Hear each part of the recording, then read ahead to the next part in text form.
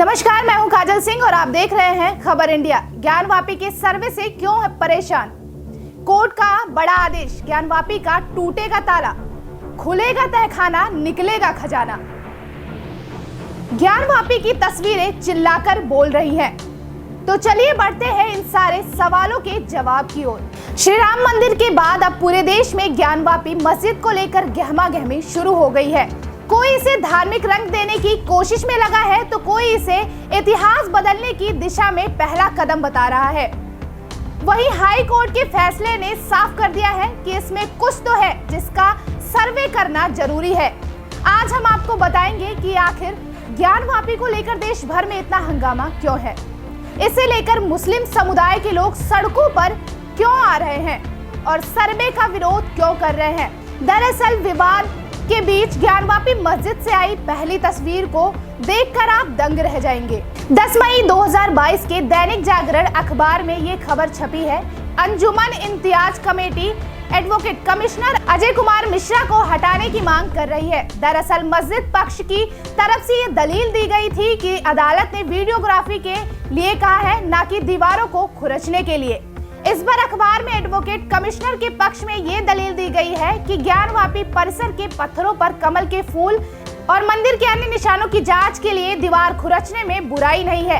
इस तरह के चौंकाने वाले खुलासों के बारे में देश को पहले जानकारी नहीं थी।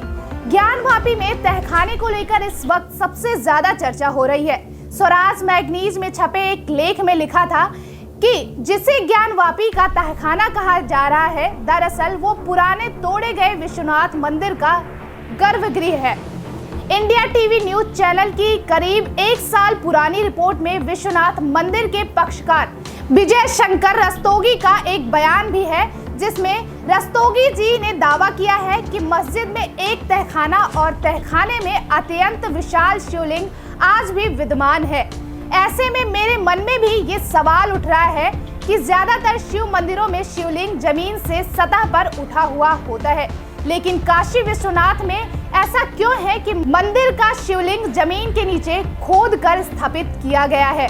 मेरा अनुमान है कि संभवतः मराठा महारानी अहिल्याबाई होलकर ने जब शिवलिंग को यहाँ स्थापित करवाया होगा तो उनके मन में भी ये भय होगा कि आगे भी शिवलिंग पर हमला करके मुसलमान तोड़ सकते हैं, इसलिए शिवलिंग को जमीन के अंदर गहरे में स्थापित किया जाए ताकि इसको तोड़ पाना आसान ना हो। अब हो सकता है ज्ञानवापी वाले पुराने विश्वनाथ मंदिर का भी जब निर्माण हुआ हो तो इसी भय की वजह से शिवलिंग को जमीन की सतह के नीचे स्थापित करवाया गया हो, ताकि मुस्लिम आक्रांता शिवलिंग को ना तोड़ सके। क्योंकि वो शिवलिंग विशाल रहा होगा तो उसने जमीन के नीचे काफी जगह ली होगी, जिसने संभवतः अब तहखाना कहा जा रहा है। लेकिन स्वराज मैगजीन के शब्दों में शायद वही गर्भगृह हो सकता है कि इस एक तस्वीर को देखने के बाद आप सभी को सवालों के जवाब मिल जाए। तस्वीर में आप देख सकते हैं कि मंदिर का अवशेष बचा हुआ है और ऊपर की ओर से मस्जिद में 3 गुंबद बने हुए हैं, जिसे देखकर साफ लगता है कि यह गुंबद मंदिर तोड़कर बनाए गए हैं।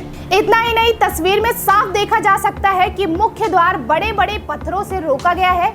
इसमें सभी इतिहासकारों का कहना है कि अगर इन पत्थरों को हटाया जाए तो यह रास्ता गर्भगृह तक जाता है। देखिए इन तस्वीरों को। मस्जिद के गुंबद के नीचे दीवारों पर बनी आकृति मंदिरों जैसी है। दीवारों पर घंटी जैसी आकृति भी बनी हुई है। इतिहासकारों का दावा तो यह भी है कि तहखाने की लंबाई 7 फीट है, जिसमें टूटे हुए शिवलिंग और देवी देवताओं की मूर्तियां हैं, जिसका सच वीडियोग्राफी होने के बाद सभी के सामने आ जाएगा।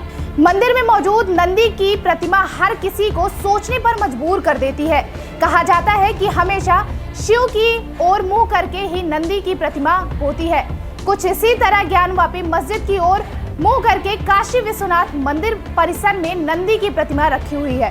इससे साफ होता है कि ज्ञानवापी मस्जिद वाली जगह पर ही गौरी श्रृंगार का मंदिर है। यही कारण है कि मुस्लिम समुदाय के लोग ज्ञानवापी मस्जिद का सर्वे करने से डरे हुए हैं और सर्वे को लेकर हंगामा कर रहे हैं। इतना ही नहीं, इतिहासकार ज्ञानवापी शब्द को लेकर भी सवाल खड़े करते हैं, क्योंकि ज्ञानवापी का अर्थ ज्ञान का कुआं से होता है। ऐसी खबरों के लिए बने रहिए हमारे साथ और देखते रहिए खबर इंडिया।